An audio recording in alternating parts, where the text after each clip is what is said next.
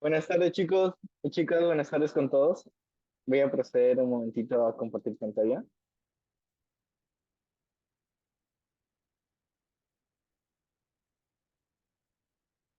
Listo. ¿Me pueden decir si se ve, por favor? Sí se ve. Sí, se ve. Listo. Muchas gracias. Ok, chicos y chicas. Bueno, en primer lugar, buenas tardes con todos y con todas. Gracias por hacer un poquito de su tiempo como para compartir esta tarde acerca de una investigación que estoy haciendo. Para los que no me conocen y para los que sí, mi nombre es Renato Fernández Cornejo. Tengo 25 años, soy biólogo de profesión y actualmente estoy estudiando una maestría en bioquímica y biología molecular. Este proyecto, el cual le voy a presentar el día de hoy, es parte de mi tesis de maestría, la cual se titula Knockout de los genes candidatos a bombas de flujo RB3756C, RB3008 y RB1667C, relacionados con la resistencia a la piracinamida en Mycobacterium tuberculosis.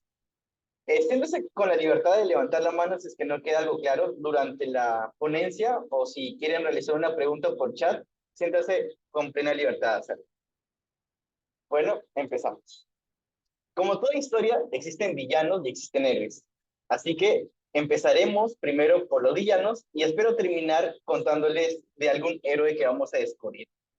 Uno, resistencia a la piracinamida en Mycobacterium tuberculosis. La tuberculosis es una enfermedad infecciosa respiratoria considerada como la segunda principal causa de muerte en el mundo, siendo tan solo superada por el coronavirus, e incluso causando más muertes que el VIH-Sida.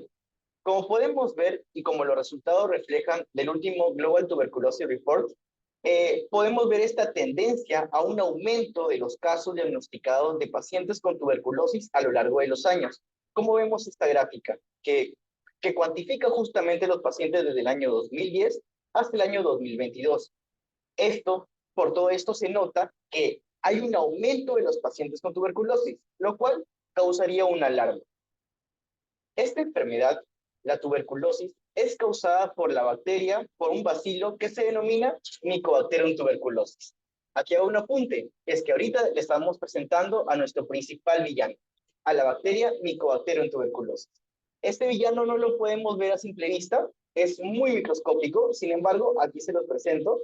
En este caso es una microfotografía de los bacilos de Mycobacterium tuberculosis con una tinción de 100 Nielsen. Esta enfermedad es transmitida cuando un paciente con tuberculosis, al hablar, conversar o toser, expulsa gotículas que contienen estos bacilos. Estas gotículas, como podemos ver en la pantalla, pueden ser respiradas por un paciente sano, el cual en este acto puede acarrear o puede tener el riesgo de contagiarse con tuberculosis activa. El último Global Tuberculosis Report hace una estimación que aproximadamente 10 millones de personas siguen enfermando con tuberculosis cada año, por lo cual urge tomar medidas de control de la epidemia de tuberculosis en el mundo, ocasionando así o teniendo aquí un claro ejemplo de un grave problema para la salud pública mundial. Bueno, ya les presenté al villano. Ahora, ¿quién va a ser nuestro héroe? En este caso, tenemos a la piracinamida. Suena tal vez como trabalengua, pero es el nombre de una droga, es el nombre de un fármaco. Su nombre científico se denomina piracina 2-carboxamida. La piracinamida, o PZA, disculpen, es un fármaco de primera línea utilizado en el tratamiento de todos los pacientes de tuberculosis acá en el Perú y en el mundo. Presenta una especial actividad esterilizante contra los bacilos latentes de Mycobacterium tuberculosis. Es decir, tiene la capacidad de poder erradicar, de poder matar a esta bacteria. Y desde su introducción a todo el tratamiento de pacientes con tuberculosis a partir del año 1970, esto permitió una reducción del tiempo del tratamiento desde los 12 a los 6 meses. A pesar de que la piracinamida es un fármaco crucial para el tratamiento de Mycobacterium tuberculosis, es la droga menos estudiada contra esta enfermedad. 1.1. Propuesta de mecanismo de acción de la piracinamida contra Mycobacterium tuberculosis. Hasta este punto ya sabemos cómo quizás podemos tratar la tuberculosis con la piracinamida, pero lo que aún no se conoce es cómo es que la piracinamida actúa, es decir, cómo es que la piracinamida logra matar a la bacteria Mycobacterium tuberculosis. Desde 1970 hasta la actualidad han venido sucediendo muchas investigaciones. Producto de ellos se han generado 4 principales hipótesis. Todo empieza en este punto. En primer lugar, la piracinamida, la droga, tiene que atravesar la pared celular de la bacteria, que está compuesta por celulosa y por también ácidos micólicos. Esto se logra a través de la difusión pasiva. Una vez que la piracinamida se encuentra en el citoplasma de Mycobacterium tuberculosis, se tiene que convertir en POA, en ácido piracinoico, debido a que la piracinamida se le considera como una prodroga, es decir, la piracinamida debe sufrir una reacción química para que se pueda convertir en su compuesto farmacológicamente activo, que en este caso es el POA, el ácido piracinoico. Esta acción de conversión de piracinamida a POA es catalizada por una enzima. Esta enzima se le conoce como piracinamidasa o PZase. En este punto, una vez que POA se sintetizó, POA, el ácido piracinoico, es extruido por un mecanismo de flujo aún no conocido hacia el medio extracelular, en donde es protonado y se convierte en HPOA, en el cual puede volver a reingresar dentro del citoplasma de la bacteria y liberar, en ese sentido, el protón y todo este ciclo volver a continuar. Como les mencioné, existen 4 principales propuestas de cómo es que POA logra matar a la bacteria. La primera es que POA funciona como un protonóforo. La segunda es que POA inhibe la enzima ácido graso sintasa 1, o también conocida como FAS1. La tercera es que POA se une a la proteína ribosomal RPCA e inhibe el proceso de transtraducción. Y por último, que POA bloquea la síntesis de coenzima A mediante la degradación de la enzima L-aspartato descarboxilasa. ¿Está bien? Así que pues, a lo largo del tiempo, vamos a ver cómo han ido evolucionando estas 4 propuestas de acción de la piracinamida. En primer lugar, que POA actúa como un protonóforo. Aquí hay una paradoja muy interesante. A pesar de que esta droga, que la piracinamida, tiene una potente actividad esterilizante in vivo, la piracinamida no es activa en Mycobacterium tuberculosis bajo condiciones normales. ¿Eso qué quiere decir? Que cuando en los laboratorios queremos estudiar la piracinamida bajo condiciones normales in vitro, no funciona la piracinamida. Es necesario, o sea, hay evidenciado que se requiere un pH ácido. En ese sentido, Zhang y al. fueron los primeros que propusieron este mecanismo de acción. Una vez que la piracinamida ingrese por difusión pasiva, se convierte en POA a través de la enzima piracinamidasa. Luego, el POA es extruido y lo que hace acá en el medio extracelular y dependiendo de un pH ácido es protonarse. ¿Eso qué quiere decir? Que se le une un protón de hidrógeno. En este caso, este protón de hidrógeno que ahora carga el ácido piracinoico es transportado desde el medio extra al medio intracelular y todo este ciclo vuelve a continuar. ¿Eso qué significa?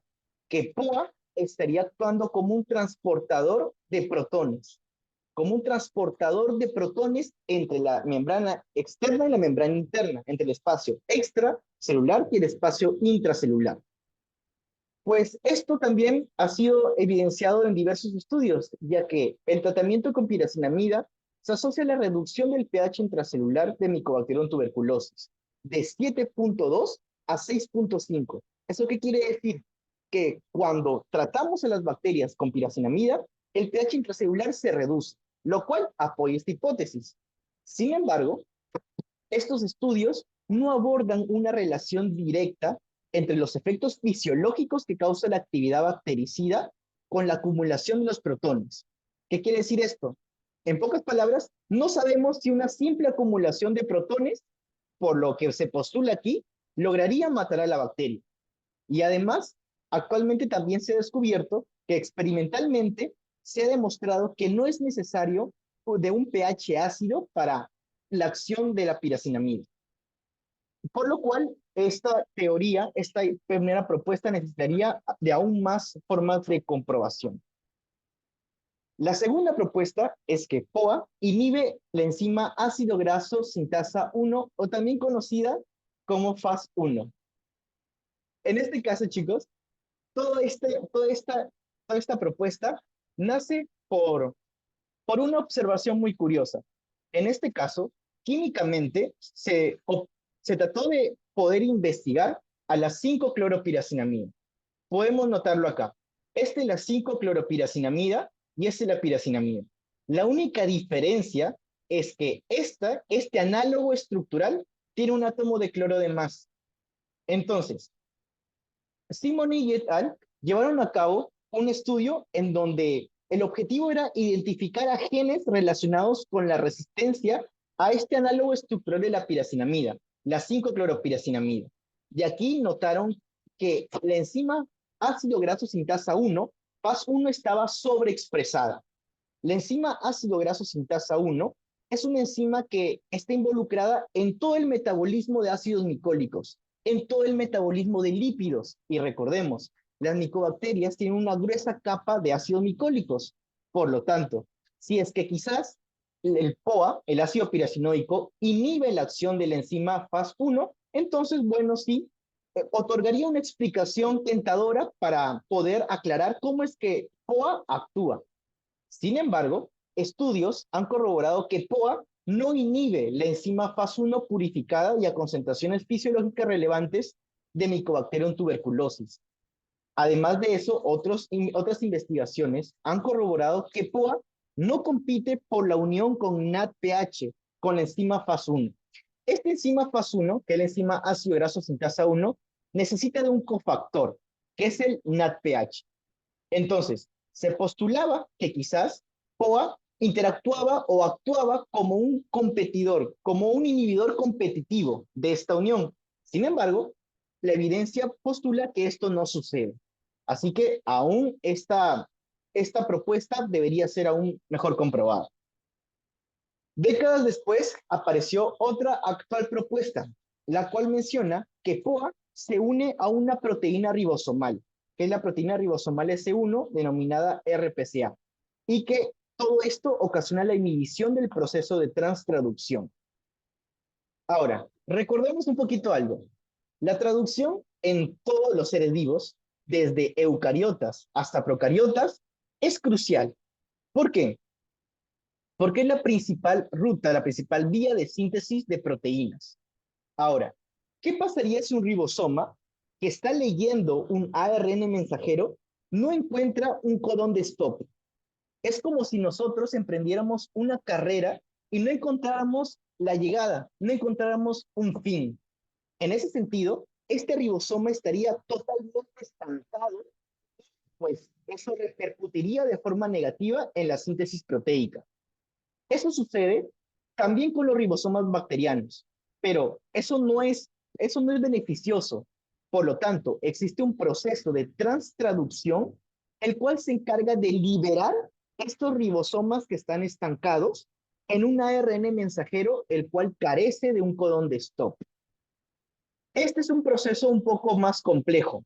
En este caso, pensemos un poquito, ¿qué pasaría si es que POA, si es que el ácido piracinoico inhibe justamente este proceso de transtraducción? Entonces, ya no podríamos salvar a los ribosomas que se estanquen y eso disminuiría la síntesis proteica, lo cual quizás originaría un efecto letal en la bacteria, terminando por matarla. Sin embargo, basado en experimentos de calorimetría de titulación isotérmica, no se encontró una interacción detectable entre POA y RPCA. Es decir, que experimentalmente se ha comprobado que no hay una interacción detectable entre POA y la proteína ribosomal S1 RPCA.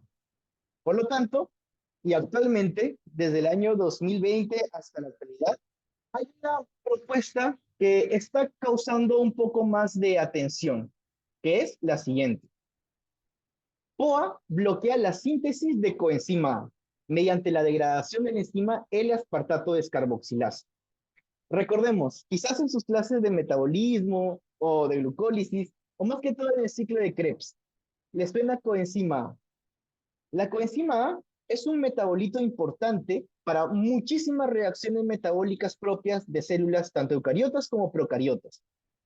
Entonces, ¿qué pasaría si nosotros, si esta droga, CIPOA, se encargaría de bloquear la biosíntesis? Es decir, ¿qué pasaría si CIPOA bloquea la fabricación de coenzima A?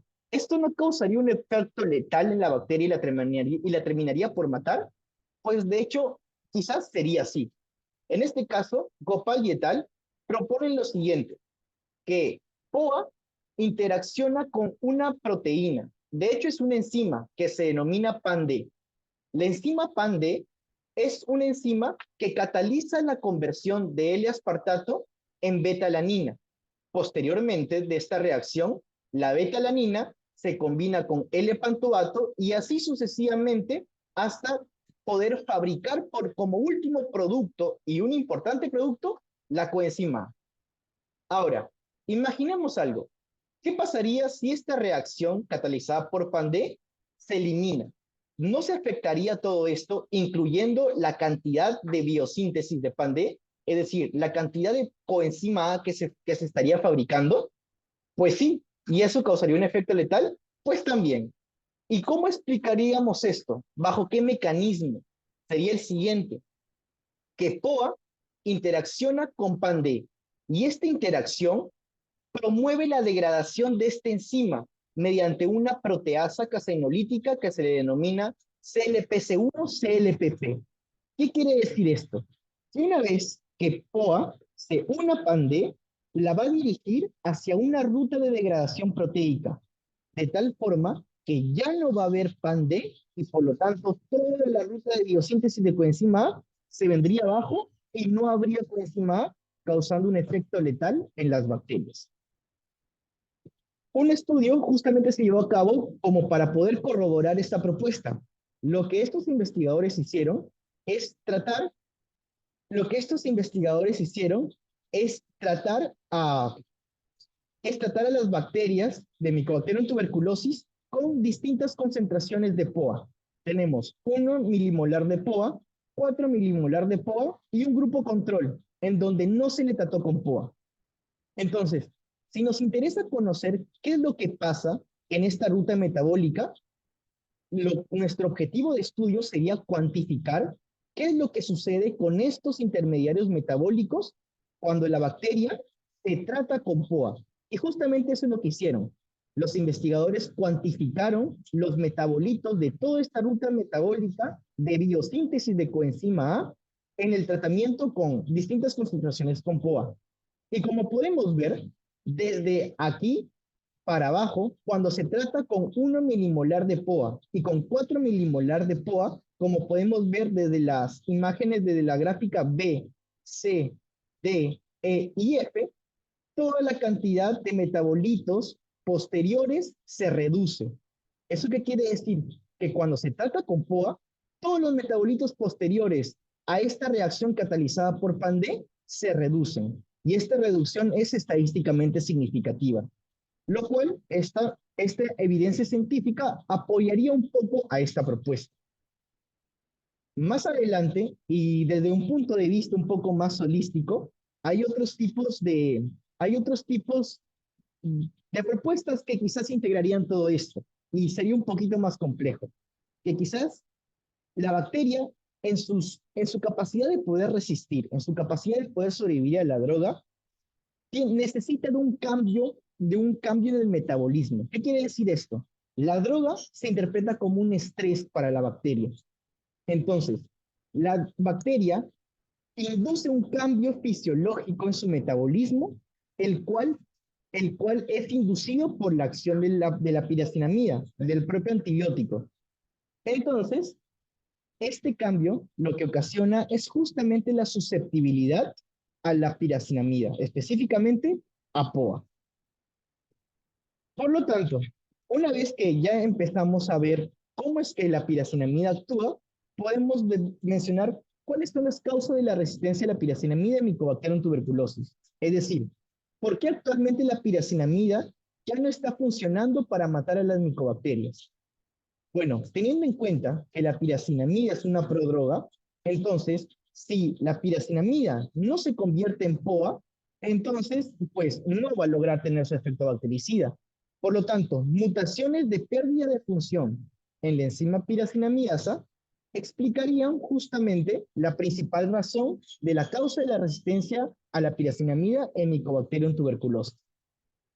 Sin embargo, Shin et al. Evidenciaron que esta razón, la pérdida de la función de la enzima piracinamidasa, tan solo explica el 27.3% de toda la variabilidad de estadística de la resistencia microbiológica a la piracinamida. ¿Qué quiere decir esto? Esta explicación solamente abarca un 23% de todo un 100% de la realidad, de todo un 100% de lo que estaría pasando. Por lo tanto, esto nos confirma que debería haber otros factores que explican en mayor cantidad la variabilidad estadística de la resistencia microbiológica a la piracinamida. Por lo tanto, la pregunta siguiente sería, ¿qué otros factores causarían esta resistencia? Estudios justamente relacionan la resistencia microbiológica a la piracinamida en Mycobacterium tuberculosis con otros genes, como son RPCA, PANDES y CLPC. En este punto, y buscando otras explicaciones para poder explicar la resistencia microbiológica a la piracinamida, intervienen las bombas de flujo. Es una bomba de flujo. Como podemos ver en pantalla, una vez que la droga llega hacia el medio intracelular, una bomba de flujo es una proteína transmembrana que es capaz de interactuar con la droga, y extruirla. Es decir, transportarla desde el medio intra al medio extracelular. ¿Eso qué quiere decir? Como consecuencia, no se va a alcanzar una concentración suficiente dentro de la bacteria para que el antibiótico la pueda matar. ¿Por qué?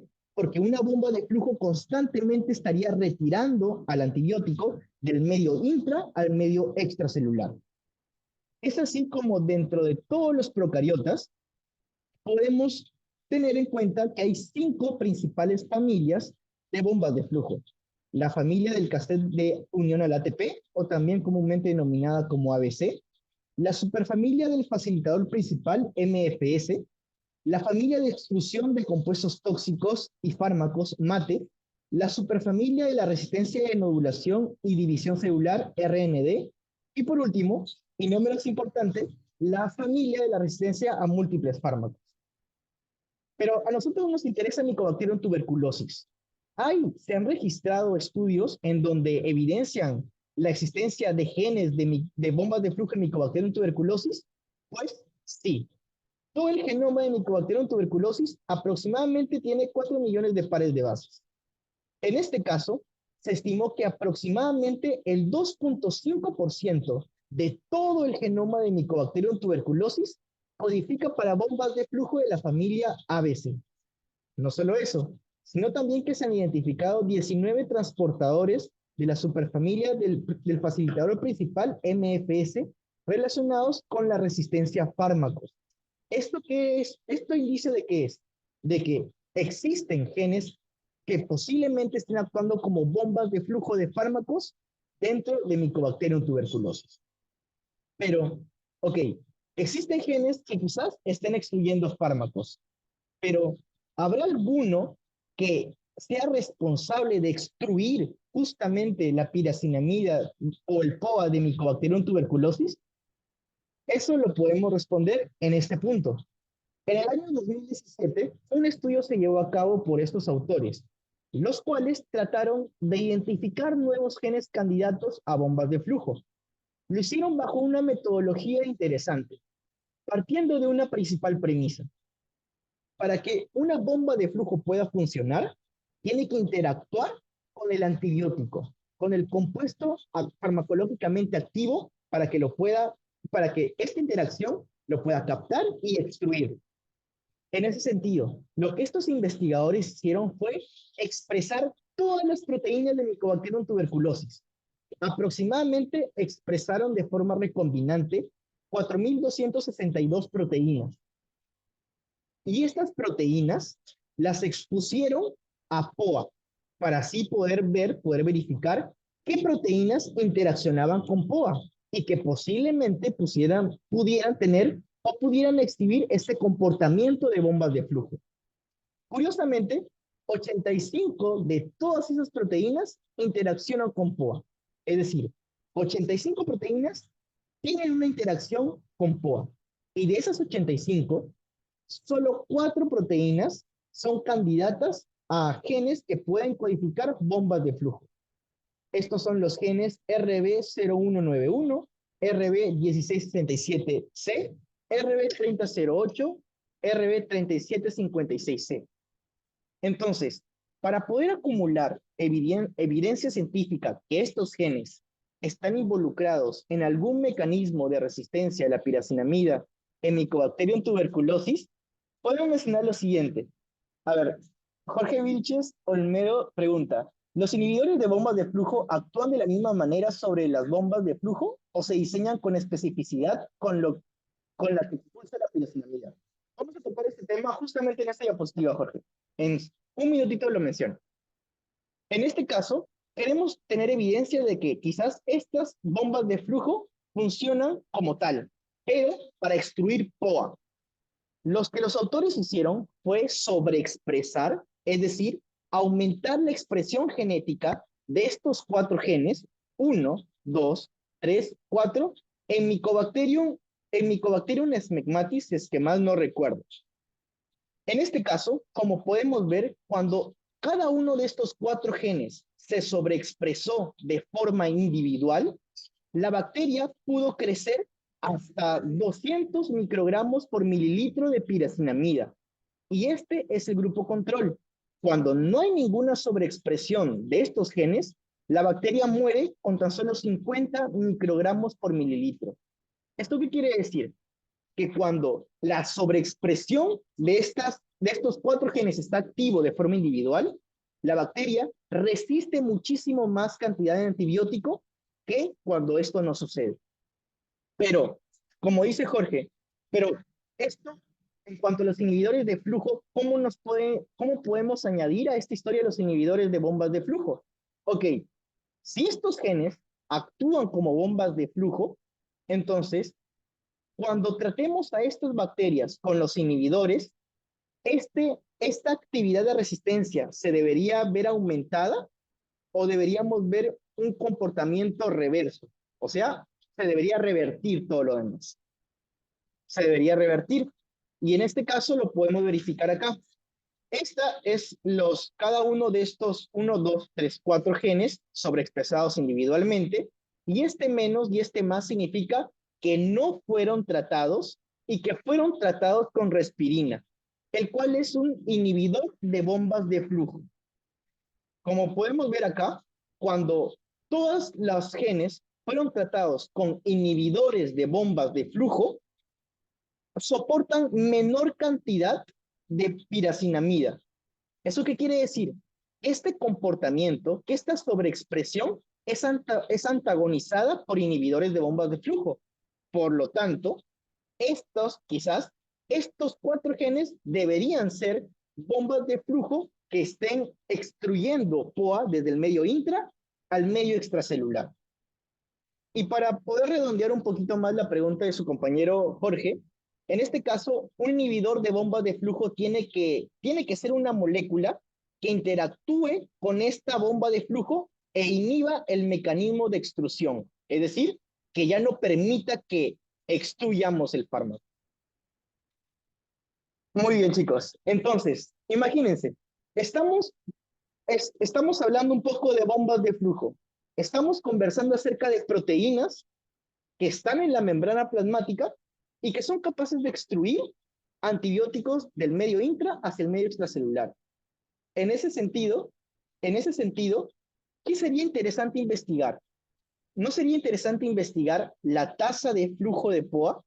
Es decir, la velocidad con la cual este antibiótico está siendo extruido, está siendo sacado de la bacteria. Justamente nos toca ver eso. La tasa de flujo de POA en cepas de Mycobacterium tuberculosis resistentes a la piracinamida. Un estudio llevado a cabo por Shin et al. Tuvo en cuenta a 30 cepas de Mycobacterium tuberculosis. 20 cepas 20 de ellas tenían el gen PNCA mutado, por lo tanto, 16 eran resistentes. ¿Por qué? Porque sencillamente el gen PNCA estaba mutado y la piracinamida no podía convertirse en POA. Y 10 cepas eran totalmente sensibles a la piracinamida, y en este caso 10 de ellas tenían el gen PNCA totalmente wild type, es decir, no tenía ningún tipo de mutación. Lo que este estudio trató de investigar es qué factores moleculares o bioquímicos se correlacionan con la resistencia microbiológica a la piracinamida. Investigaron 3: la actividad de la enzima piracinamidasa, la expresión de la enzima piracinamidasa codificada por el gen PNCA y la tasa de flujo de POA. Ese resultado lo podemos ver en este gráfico de acá. Estas son cepas susceptibles, resistentes, susceptibles y resistentes, susceptibles y resistentes. Lo que quiso denotar este estudio es, ok, ¿cuál de estos factores me permite mejor diferenciar entre una cepa susceptible, sensible, y una cepa resistente? Como ustedes pueden ver en pantalla, el nivel de resistencia microbiológica a la piracinamida se correlaciona de forma negativa y significativamente con la tasa de flujo de POA, siendo este el mejor predictor de la resistencia a la piracinamida en Mycobacterium tuberculosis. ¿Qué quiere decir esto, Renato? Como ustedes pueden ver en la gráfica, cuando hay una mayor tasa de flujo de POA, esto corresponde a la mayoría de veces a bacterias sensibles a la piracinamida. Y cuando la tasa de flujo de POA disminuye, pues estas bacterias son resistentes. Sin embargo, aquí hay algo curioso. Pero Renato, 3 doritos antes me comentaste que nuestro objetivo era extruir a la piracinamida, bueno, en este caso a POA, es sacar al antibiótico. ¿Cómo explicamos esto? Pues, sin embargo, este estudio, debido a su naturaleza del mecanismo de resistencia que está presente en la mayoría de las cepas, que es generalmente por mutación en el gen PNCA, no refleja el efecto de la presencia de bombas de flujo en justamente en la tasa de flujo de POA. Por lo tanto, como anteriormente se reportó la identificación de estos genes, del gen RB3756C, del gen RB3008 y del gen RB1667C, pero aún no se ha obtenido evidencia bioquímica que justifique su efecto en la tasa de flujo de POA relacionada con la resistencia microbiológica a la piracinamida. Por lo tanto, en el presente estudio que estoy realizando, evaluaremos el efecto de la eliminación de estos genes en biología molecular a la técnica que consiste en eliminar los genes de un organismo, se le conoce como knockout. En este estudio lo que yo quiero hacer es un knockout individual de estos 3 genes para ver su efecto en la tasa de flujo de POA y en la susceptibilidad microbiológica a la piracinamida, ayudando así a esclarecer otros mecanismos alternativos de resistencia de la piracinamida en Mycobacterium tuberculosis. La pregunta de investigación que queremos aclarar es ¿cuál es el efecto del knockout, es decir, de esta lesión de esos 3 genes, en la tasa de flujo de POA y en la susceptibilidad microbiológica de la piracinamida en una cepa de Mycobacterium tuberculosis H37RB? La hipótesis que tengo, bueno, que manejamos en este caso con el grupo de investigación, es que la eliminación individual de estos genes generaría una disminución de la tasa de flujo de POA a comparación de una cepa control. ¿Por qué? Imaginémonos, ya no va a estar el gen que codifica para esta bomba de flujo. Entonces, la tasa de flujo de POA deberá disminuir. Y pues, como consecuencia, se llevaría a cabo una inducción de una mayor sensibilidad microbiológica a la piracinamida, debido a que POA no estaría interactuando con su target intracelular, sea cual sea el target intracelular. Este es mi diseño experimental. Y en este caso, bueno, no lo voy a aburrir mucho más con esto. Solamente, y ya como para ir concluyendo, les quería comentar un poco más acerca del Orbit. En este caso, el Orbit es la técnica que estoy utilizando para editar genéticamente a una bacteria. ¿Qué quiere decir eso? Ok, Renato, ya me has explicado qué estás estudiando, ya me has explicado cuál es el objetivo de tu estudio, pero ¿cómo lo vamos a hacer? ¿De qué forma vamos a lograr borrar un gen de un organismo vivo. En este caso es un procariota. Eso lo conseguimos mediante ORBIT. El ORBIT es una técnica de edición genética que en inglés se denomina Oligonucleotide Mediated Recombinated Followed by BXB1 Integrase Targeting. Esta técnica, en chiquitito, ORBIT, combina dos pasos sencillos. En primer lugar, una recombinación homóloga mediada por un oligonucleótido. ¿Qué quiere decir esto, chicos? Tenemos, en este caso, un oligonucleótido. ¿Qué es eso? Es un pedacito de ADN, es un segmento de ADN que es muy parecido, es homólogo a una región de todo el genoma de la bacteria. En este caso, a mí me conviene que este oligonucleótido sea muy parecido o sea homólogo al gen que yo quiero noquear, al gen que yo quiero borrar. Cuando esto sucede, se puede evidenciar que hay una recombinación del material genético entre el oligonucleótido y lo que está en el genoma de la bacteria. Además de eso, tenemos un paso de recombinación sitio específica. ¿Qué significa esto? Sitio específica menciona que esto va a llevarse a cabo en un punto exacto dentro de todo el genoma de la bacteria. ¿Cómo se especifica este punto? A través de dos regiones que se denominan ATTP y ATTB. Cuando la región ATTP y ATTB están juntas, pues una se inserta sobre otra, como podemos ver aquí. Si una región ATTP está en un plásmido y una región, y una región ATTB está en el cromosoma bacteriano, entonces podemos promover una inserción de todo este plásmido dentro del cromosoma bacteriano y tener el plásmido integrado. En este caso, y para también poder hacer realidad el ORBIT, necesitamos tres componentes. En primer lugar, y como ya se los mencioné, un oligonucleótido guía, que es un pedacito de ADN de una simple cadena que tiene parecido al gen que yo quiero noquear y que tiene esta región ATTP, la cual, recordemos, es importante para esta recombinación sitioespecífica. También necesitamos ayuda de dos integrantes, de dos proteínas.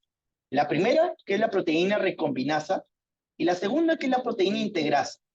Estas proteínas, escúchenme, estas proteínas usualmente no se van a poder codificar dentro del genoma de la bacteria. Entonces, ¿cómo hacemos para poder expresarla dentro de la bacteria? Muy sencillo. Para eso existe este plásmido de recombinación que se denomina PKM461.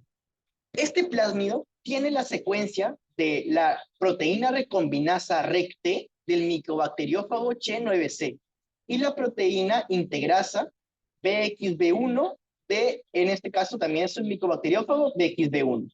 Este plásmido lo vamos a insertar dentro de la micobacteria para que así la micobacteria lo pueda replicar, transcribir y traducir y poder obtener estas dos proteínas, la recombinasa RT y la integrasa BXB1. Y por último, este plásmido de selección. El plásmido de selección, o también denominado plásmido ORBIT, es un plásmido el cual se le conoce como suicida. ¿Por qué es un plásmido suicida? En este caso, se le conoce como suicida porque no va a ser capaz de poder replicarse dentro de Mycobacterium tuberculosis. Entonces, escúchenme, ¿qué pasa si aquí tenemos una bacteria, Mycobacterium tuberculosis, y ponemos este plásmido aquí? No se va a poder replicar, no tiene la capacidad de replicarse dentro de la bacteria. ¿Cómo hacemos para que este plásmido pueda sobrevivir dentro de la bacteria? Curiosamente, chicos, aquí hay una región ATTB. Entonces, esta región ATTB, ¿a quién puede reconocer? A esta región ATTP del oligonucleótido guía. Y de esta forma promover una recombinación sitio específica. Es decir, que este plásmido ORBIT, a través de su sitio ATTB, se va a unir y va a promover una recombinación sitio específica, una inserción dentro del cromosoma. Y como todo esto, si lo integramos, da como resultado el ORBIT. El ORBIT se puede utilizar, es ambivalente. ¿Qué quiere decir ambivalente? Lo podemos utilizar de dos formas, tanto para hacer knockouts, es decir, para borrar un gen, como para hacer knock-ins, es decir, para insertar un gen. En este caso, más me interesa esta partecita. Ahora expliquemos todo junto. En un inicio, tenemos nuestro gen target. A este gen target se le va a unir el oligonucleótido guía.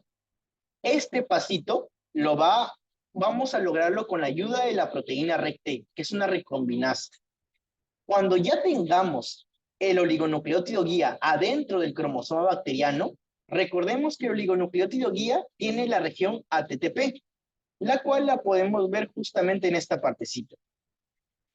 Además de eso, también vamos a insertar el plásmido orbit, que tiene justamente la región ATTB. Por lo tanto, la región ATTB y la región ATTP van a hacer un match y se va a integrar dentro del cromosoma bacteriano. Y como vemos, a partir de todas estas acciones, la única finalidad que hemos conseguido es nuestro objetivo, que es disrumpir y borrar totalmente nuestro gen target. Y de esta forma se noquea una bacteria. Y pues, ¿en dónde estoy? O pues, ¿en dónde me sitúo actualmente? Después de un montón de tiempo de diseñar oligonucleótidos guía, mandarlos a sintetizar, que se me contaminen mis cultivos y tantas otras cosas, estoy por aquí. Ahorita, de hecho, el día de hoy voy a electroporar el oligonucleótido guía de mis 3 genes con en este caso el plásmido orbit, para así conseguir mi cepa knockout. Así que bueno, espero que hoy ya nazcan mis 3 bacterias knockouts. Y pues chicos, como hemos podido ver, en este caso les he comentado que todo empieza con un villano, que es la tuberculosis. Hemos pasado a ver a nuestro héroe, que es la piracinamida. Lamentablemente, el villano está resistiendo al héroe y queremos buscar una explicación. La explicación que yo estoy tratando de ahondar, de investigar, es las bombas de flujo. Proteínas que se encargan de extruir, proteínas que se encargan de extraer el antibiótico desde el medio intra hacia el medio extracelular. Y una investigación identificó estas 4 bombas de flujo. Una investigación identificó estas 4 bombas de flujo y pues necesitamos evidencia que justamente justifiquen la existencia de estas bombas de flujo en la tasa de flujo de POA en Mycobacterium tuberculosis. Por lo cual, lo que yo quiero es eliminar estos genes y ver qué es lo que pasa con la tasa de flujo de POA y con la resistencia microbiológica de la piracina. Y pues chicos, gracias. Quise terminar la ponencia con esta foto, que pues en este caso es del grupo de laboratorio en donde pertenezco. Y pues a veces